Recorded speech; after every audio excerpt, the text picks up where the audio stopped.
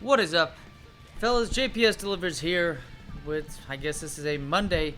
Technically, well, we got the treat of having two Monday Night Football games this week. Also have a Thursday Night Football game, but that's just because of the COVID schedule ahead of us. Well, yeah, technically ahead of us because the Titans and Steelers play next week, I believe. But this is going to be a really good game in front of us. I mean, 2-7-2 teams. This is technically the game of the week according to the video game. And it ends up being the game of the week tonight. The Bills. And, well, Bills just lost, technically, at this point. Didn't expect them to win the game. But didn't also expect Clyde Edwards-Helaire to get 163 yards. Not even total yards. But, 163 yards, I believe it was, at the end of the game. On the ground. The dude was beasting and feasting. He was balling out. Hey, sometimes you need a little bit of motivation to help you out. And it was weird motivation. And it was expected motivation with Le'Veon Bell getting signed by the Chiefs. Nice win for them, even though it didn't seem as fun of a game as people were anticipating. But, hey, we got another game in front of us. Start about, 30 minutes ago. Kind of going slow so far. Cardinals and Cowboys. I mean, it's hard to say. I mean, Cowboys were favored still. But it's hard to really say right now with Dak out. They're necessarily going to win that game. But, hey, I say, I'm just going to say Cardinals win that game. We'll just have to see. But it just seemed like the kind of game the Cowboys do end up winning just because the Cardinals are really not that good of a team themselves. Solid offense, just not that good of a team. So looking down to next week, a shit show for a Thursday night game, even though it's way better than some of the Thursday night games we've seen, such as the Browns and the Bengals. Oh, God. The Jets and the Broncos. I mean, the Jets might... It kind of looks like the Jets are... I mean, they're definitely a worse organization right now than even the 0-16 Detroit Lions, and that's saying quite a bit. But the Jets look like absolute shit. It sucks. I know one of my consistent viewers, listeners, interacts with me on the channel. He's quite the Jets fan, and I feel really bad for you right now. But hey, if Trevor Lawrence is going to come to y'all by keeping Adam Gase and going 0-16, 1-15, whatever it takes to get Trevor Lawrence, who knows what kind of moves y'all can make. But Giants and Eagles, I think Eagles should win that one. I know Miles Sanders is out. Miles Sanders has been known for being a little bit injury prone, so I think the Eagles win that game. Then 12 o'clock games come to us. We have Panthers and Saints. I think that should be a win for the Saints.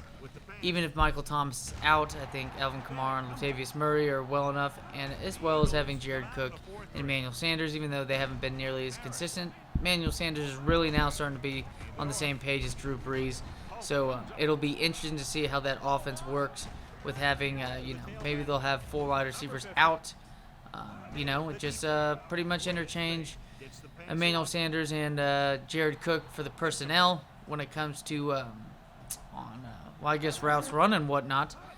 Considering Emmanuel Sanders is really starting to have good rapport with Drew Brees, so they'll have, that's my guess is like what Arizona does with their 2 slot wide receivers and their 4 wide receiver sets to have 2 slot wide receivers to get Christian Kirk on the field at the same time as Larry Fitz. Of course, DeAndre Hopkins plays out wide, even though they do interchange him quite a bit. But Panthers Panthers are well coached. I just don't think their defensive talent can hold up against the Saints, even if the Saints' defense is not at full strength again. I think the Saints win that one. Bills should destroy the Jets. The Jets have, lost by at least 18 points every game, so you can imagine Vegas doesn't want to lose money. It could be one of those games that the Bills don't win by 3 touchdowns, but could you see the opening line be like minus 20, minus 21, maybe 20.5? I don't know. Bills should easily win that game, a bounce back after 2 straight losses. Then you got the Browns and the Bengals. Browns don't look nearly as good as they were 2 weeks ago. However, though, you just never know.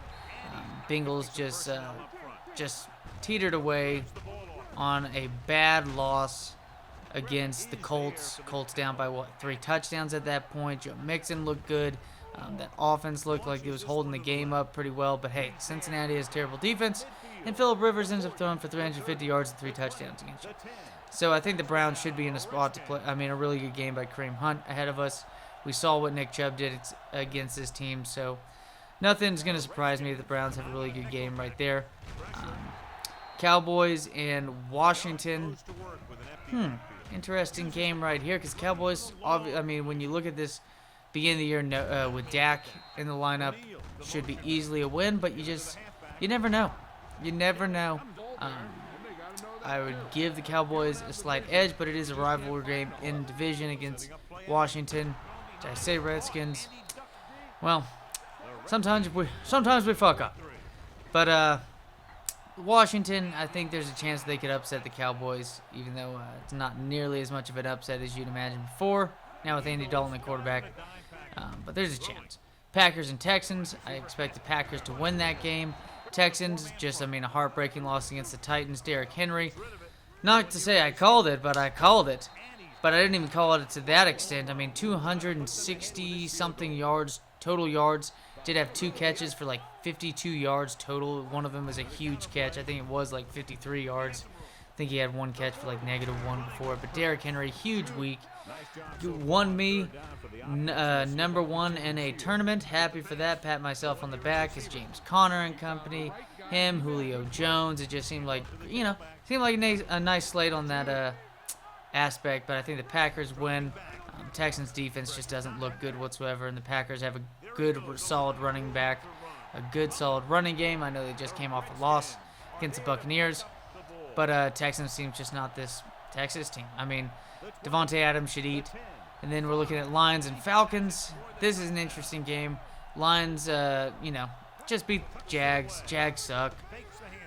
It's nice to see Swift have a really good game. I thought Peterson might have 100 yards, but it turns out to be Mr. Swift with 100 yards. So maybe the intuition was there. Just the wrong candidate for it. Very good game by him. Just shitting on the Jaguars. I know everybody was like, oh, Kenny Galladay this. Marvin Jones could have a good game. TJ Hawkinson. And then you forget about the running game and the fact that Jaguars are god-awful on every aspect on defense. Expect the Lions. Actually, I could see the Lions lose this game against the Falcons. I could see now that you've seen a role change in the organization. Steelers and Titans. This is going to be, my guess is that this is going to be a low-scoring game just because, Steelers offense has been rolling. And not lights out rolling, but the Steelers are one of the most underrated teams in football, in my opinion. This is a team that, they're putting up a shit ton of points. Their defense is just amazing. Solid as fuck. One of the best front sevens we've seen in a while. Great pass rush. This team just gets after it. And not only that, you're seeing a guy like Chase Claypool start to come out. Maybe we'll start seeing Juju Smith-Schuster get more involved as he needs to be and should, especially if they're going to try to make a playoff run this season. Their team's good enough for it. They have a good, solid enough running game with James Conner, Snell and company. They have a very good wide receiver core. They've been known for drafting good wide receivers and getting great value in the draft. Now we see it with Claypool, big target. Have James Washington, Juju Smith-Schuster, Deontay Johnson, now Eric Ebron. It's just, that's why that offense rolls so much. It's not necessarily huge stars, but you have a great future Hall of Famer and quarterback in Big Ben who can just move that offense down the field. I do expect the Steelers to get the win in that week. Especially because they can bottle up Derrick Henry, and I think their secondary is good enough to where you're not going to see Ryan Tannehill be able to pick them up or pick them off all too well. Seahawks and Cardinals. This should be Russell Wilson all day on this one. Either DK Metcalf or both have a solid game, but one of these wide receivers goes off between Lockett, DK Metcalf. We could see a good running game approach, but you never know with these division games. Seahawks known to lose in some of these games like this, but however, though, the Seahawks usually dominate the Cardinals. I expect the Seahawks to have a really good game, a really good offensive outing against the Cardinals. It should be an easy win. Chiefs and Broncos. Broncos usually play the Chiefs pretty hard, but at the same time, they're coming off a win against the Patriots. Patriots played like absolute dog shit.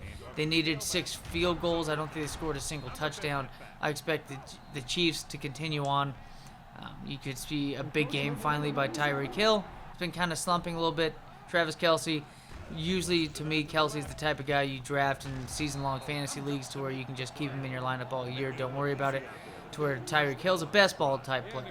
Guy who's going to end up being a top 10 wide receiver, but you might end up being, 5 or 6 and 7 at the end of the season, even though you had a guy that you drafted in the second round to be, a top 10 fantasy productive wide receiver, but at the same time, you're going to get weeks to where he just goes off, and then you're going to have weeks like you've had in the past 2 weeks to where it just hasn't, it's been pretty dull.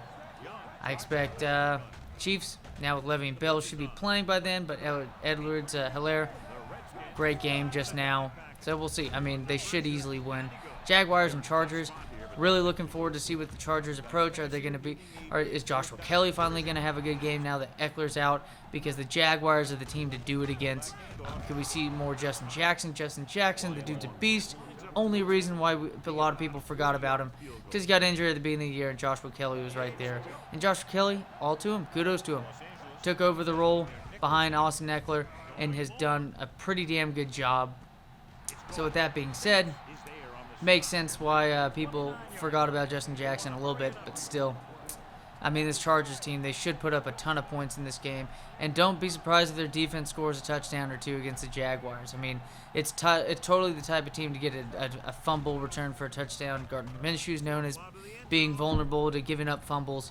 I'm looking forward to that game. And really, I mean, Chargers fans, that is amazing what has just happened. Justin Herbert looks like an absolute boss. And you have amazing targets around him. Mike Williams, Hunter Henry, Keenan Allen if he stays healthy, but you still have a great running game.